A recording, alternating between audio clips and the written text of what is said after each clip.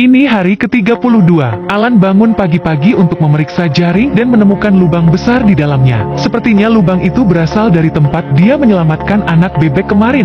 Dia tidak menyadari bahwa dia harus memperbaiki jaring. Setelah melepaskan bebek-bebek itu, dia menghabiskan pagi hari untuk memperbaiki jaringnya lagi. Namun, angin tiba-tiba berhembus kencang di luar. Ini bukan waktu yang tepat untuk memasang jaring. Setelah berpikir sejenak, Alan memutuskan untuk mengambil kailnya dan memancing di tempat baru yang ia temukan. Dia belum lama berada di hutan, dia menemukan jejak rusa. Dilihat dari kedalaman dan ukurannya, jejak itu pasti baru saja dibuat. Sepertinya ada rusa di daerah itu. Jika dia bisa menangkap satu, $500.000 akan menjadi bonus yang nyata. Namun untuk saat ini, yang terbaik adalah memancing di danau. Tiba di titik pandang, Alan baru saja menjatuhkan kailnya. Tapi kemudian terdengar suara dari bawah air.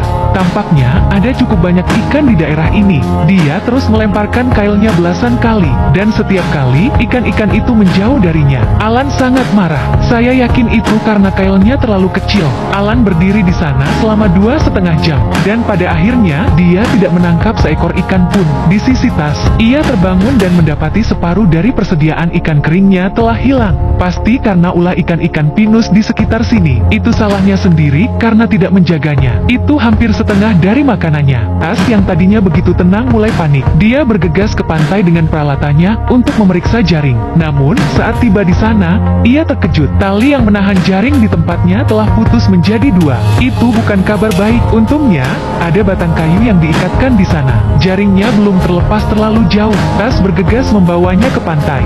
Saat itulah dia menyadari bahwa jaringnya telah kusut. Akan sangat sulit untuk memperbaikinya. Tas memutuskan untuk membawanya kembali ke perkemahan dan melihat apa yang terjadi. Untuk meningkatkan peluang menangkap mangsa, Tas memasang selusin jerat lagi di hutan. Semoga saja kita bisa menangkap beberapa tupai di pagi hari. Ini hari ke-33. Meg melakukan putaran harian yang diperlukan. Sejauh ini, dia hanya menangkap 3 belibis. Itu tidak cukup protein untuk membuatnya bertahan. Dia berharap bisa masuk ke hutan untuk mencari beberapa belibis lagi untuk menambah makanannya. Namun, setelah beberapa ratus meter menuruni bukit, ia tidak melihat seekor belibis pun.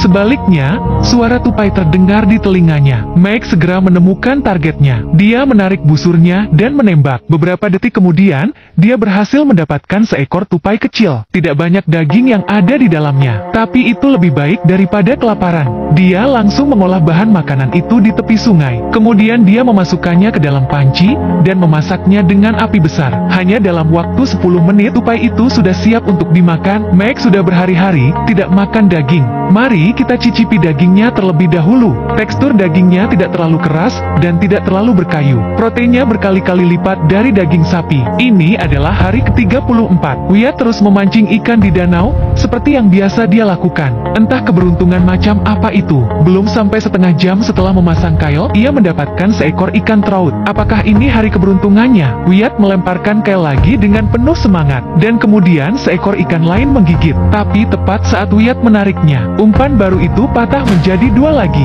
Pukulan demi pukulan membuatnya menertawakan kebodohannya sendiri. Memancing tidak akan pernah sama lagi. Dia mengambil busur dan anak panahnya, dan pergi ke hutan untuk mencoba peruntungannya. Dia telah berjalan selama 2 menit. Tiba-tiba, seekor burung belibis terbang ke arahnya. Dia menahan kegembiraannya. Wyatt membidik dan menembak. Panen protein tinggi, tapi kemudian dia berbalik, dan ada belibis lain yang tersesat. Ada seekor tupai yang tersesat di puncak pohon. Dia tidak ingin melewatkannya, jadi dia menembakkan anak panah lain ke puncak pohon. Itu adalah sebuah keberuntungan. Resep Wyatt telah ditambahkan ke dalam daftar. Dia mengira itulah akhir dari keberuntungannya untuk hari itu. Tapi ketika dia sampai di pantai untuk memeriksa jalannya, bahkan sebelum dia mendekat, dia melihat perut ikan berwarna putih. Dengan penuh kegembiraan dia mendaratkan ikan itu.